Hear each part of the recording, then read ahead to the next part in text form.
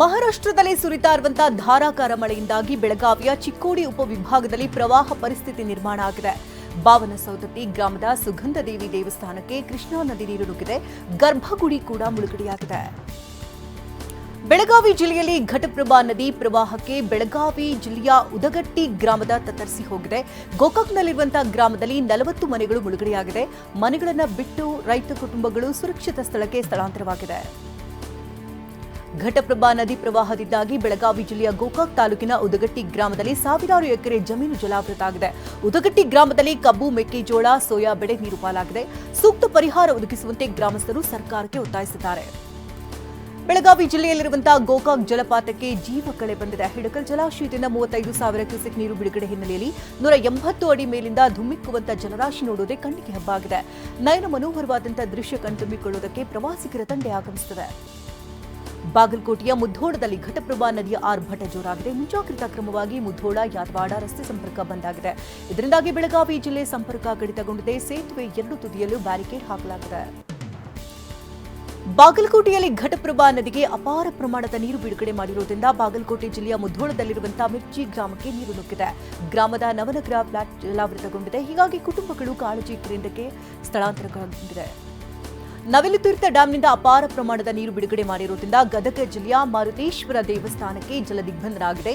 ಪ್ರವಾಹದಿಂದಾಗಿ ನರಗುಂದ ತಾಲೂಕಿನ ವಾಸವ ಗ್ರಾಮದಲ್ಲಿರುವಂತಹ ದೇವಾಲಯಕ್ಕೆ ಸಂಪರ್ಕ ಜಲಾವೃತ ಆಗಿದೆ. ಇನ್ನು ದೇವಸ್ಥಾನಕ್ಕೆ ಹೋಗದೆ ಭಕ್ತರು ಪರದಾಡ್ತಿದ್ದಾರೆ. ಪ್ರವಾಹ ಹಿನ್ನೆಲೆಯಲ್ಲಿ ಗದಗ ಜಿಲ್ಲೆಯ ಮಾರುತೇಶ್ವರ ದೇವರ ಭಕ್ತರು ನಿರಾಸೆಗೊಂಡಿದ್ದಾರೆ. ಇನ್ನು ಶ್ರಾವಣ ಮಾಸದಲ್ಲಿ ನಿತ್ಯ ಪೂಜೆ ಹಾಗೂ ಬೆಳಗ್ಗೆ ಸಂಜೆ ವೇಳೆ ಪಲ್ಲಕ್ಕಿ ಸೇವೆ ನಡೀತಾ ಇತ್ತು. ಆದರೆ ಪ್ರವಾಹದ ಹಿನ್ನೆಲೆಯಲ್ಲಿ ಮಾರುತೇಶ್ವರನಿಗೆ ಪೂಜೆ ಪುನಸ್ಕಾರ ಬಂದಾಗಿದೆ. ಹೀಗಾಗಿ ದೇವರ ದರ್ಶನವಾಗದೆ ಭಕ್ತರು ಬೇಸರ ವ್ಯಕ್ತಪಡಿಸುತ್ತಿದ್ದಾರೆ. ಮಲಪ್ರಭಾ ನದಿ ಪ್ರವಾಹಕ್ಕೆ ಗದಗ ಜಿಲ್ಲೆಯ ನರಗುಂದದಲ್ಲಿ ಬೆಳೆಯಲಾಗಿರುವಂತಹ ಕಬ್ಬು ಬೆಳೆ ಜಲಾವೃತ ಆಗಿದೆ. ನೆರೆಯಿಂದಾಗಿ ವಾಸ್ನ ಗ್ರಾಮದಲ್ಲಿ ಇಳುವರಿ ಕುಂಠಿತವಾಗುವಂತಹ ಭೀತಿ ಎದುರಾಗಿದೆ. ಪ್ರತಿ ವರ್ಷ ಪ್ರವಾಹ ಬಂದರೂ ಪರಿಹಾರ ಕೊಟ್ಟಿಲ್ಲ ಅಂತ ರೈತರು ಸರ್ಕಾರದ ವಿರುದ್ಧ ಕಿಡಿಕಾರಿದ್ದಾರೆ. ಮಳೆಯಿಂದಾಗಿ ದಾವಣಗೆರೆ ಜಿಲ್ಲೆಯ ಭರಮಸಮುದ್ರ ಕೆರೆ ಕೋಡಿಬಿಟ್ಟಿದೆ. ಇದರಿಂದಾಗಿ ಜಗಳೂರಿನಲ್ಲಿರುವಂತಹ ತಿಮ್ಮಲಾಪುರಕ್ಕೆ ಸಂಪರ್ಕ ಕಲ್ಪಿಸುವ ರಸ್ತೆ ಸಂಪೂರ್ಣ ಕಡಿತವಾಗಿದೆ. ಇದರಿಂದ ಮಕ್ಕಳು 4-5 ಕಿಲೋಮೀಟರ್ ನಡೆದುಕೊಂಡು ಶಾಲೆಗೆ ಹೋಗಬೇಕಾದ ಪರಿಸ್ಥಿತಿ ಇದೆ. ಕೊಪ್ಪಳ ತಾಲೂಕಿನ ಶಿವಪುರ ಕೆರೆಯಲ್ಲಿ ಅನಧಿಕೃತವಾಗಿ ತೆಪ್ಪ ನಡೆಸಲಾಗ್ತಾ ಇದೆ. ಸಾಣಾಪುರ, ಬಸಾಪುರ ಭಾಗದಲ್ಲಿರುವಂತಹ ರೆಸಾರ್ಟ್ಗಳಿಗೆ ದೇಶ ವಿದೇಶಗಳಿಂದ ಪ್ರವಾಸಿಗರು ಬರ್ತಾರೆ.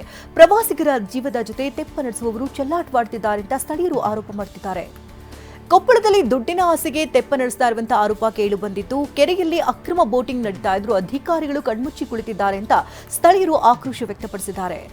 ರಾಯಚೂರಿನ ತುಂಗಭದ್ರಾ ನದಿ ತಟದಲ್ಲಿ ಪ್ರವಾಹ ಭೀತಿ ಎದುರಾಗಿದೆ. ನದಿ ನೀರು ಯಲೆವಿಚಾಲಿ ಗ್ರಾಮ ಹಾಗೂ ರಾಯರಚಪದ ಕಟ್ಟೆಗೆ ನುಗ್ಗುವ ಆತಂಕ ಉಂಟಾಗಿದೆ. ತಡೆಗೋಡೆ ಇಲ್ಲದ ಹಿನ್ನೆಲೆಯಲ್ಲಿ ರಸ್ತೆ ನದಿ ನೀರಿನಲ್ಲಿ ಜಲಾವೃತವಾಗುವ ಭೀತಿ ಎದುರಾಗಿದೆ. ರಾಯಚೂರಿನ ತುಂಗಭದ್ರಾ ನದಿ ದಡದಲ್ಲಿ ತಡೆಗೋಡೆ ಕಾಮಗಾರಿ ಅರ್ಧಕ್ಕೆ ಸ್ಥಗಿತಗೊಂಡಿದೆ. ಇನ್ನು ಅರ್ಧ ಕಿಲೋಮೀಟರ್ ತಡೆಗೋಡೆ ನಿರ್ಮಾಣ ಬಾಕಿ ಇದ್ದು ಕೂಡಲೇ ಉಳಿದ ಅರ್ಧ ಭಾಗ ತಡೆಗೋಡೆ ನಿರ್ಮಿಸುವಂತೆ ಗ್ರಾಮಸ್ಥರು ಆಗ್ರಹಿಸಿದ್ದಾರೆ.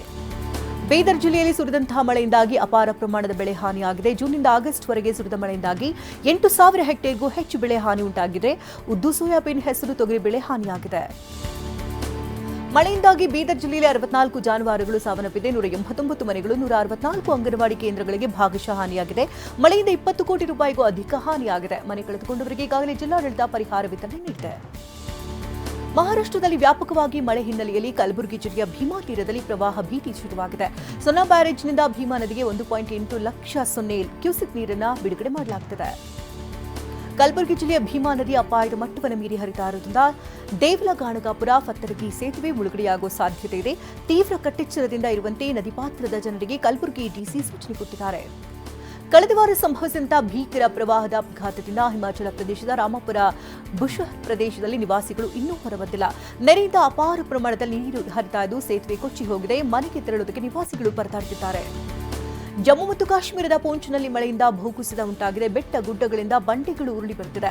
ಇನ್ನು ಮಂಡಿ ಸೆಕ್ಟರ್ನ ಶಾಲೆ ಬಳಿಗೆ ಭಾರೀ ಗಾತ್ರದ ಬಂಡೆಗಳು ಉರುಳಿ ಬರ್ತಾ ಇರುವುದರಿಂದಾಗಿ ಶಾಲೆಯೊಂದರ ಕಟ್ಟಡಕ್ಕೆ ಹಾನಿಯಾಗಿದೆ. ಉತ್ತರ ಪ್ರದೇಶದ ಕಾನ್ಪುರದಲ್ಲಿ ಗಂಗಾ ನದಿ ಅಬ್ಬರಿಸಿ ಬೊಬ್ಬಿರುತ್ತಾ ಇದೆ. ಕಾನ್ಪುರದಲ್ಲಿಯೂ ಪ್ರವಾಹ ಪರಿಸ್ಥಿತಿ ನಿರ್ಮಾಣ ಆಗಿದೆ. ನದಿಯ ನೀರಿನ ಮಟ್ಟ ಹೆಚ್ಚಾಗಿರುವುದರಿಂದ ಕಾನ್ಪುರದ ಹಲವು ಗ್ರಾಮಗಳಿಗೆ ನೀರು ನುಗ್ಗಿದ್ದು ಜನರು ಸಂಕಷ್ಟಕ್ಕೀಡಾಗಿದ್ದಾರೆ.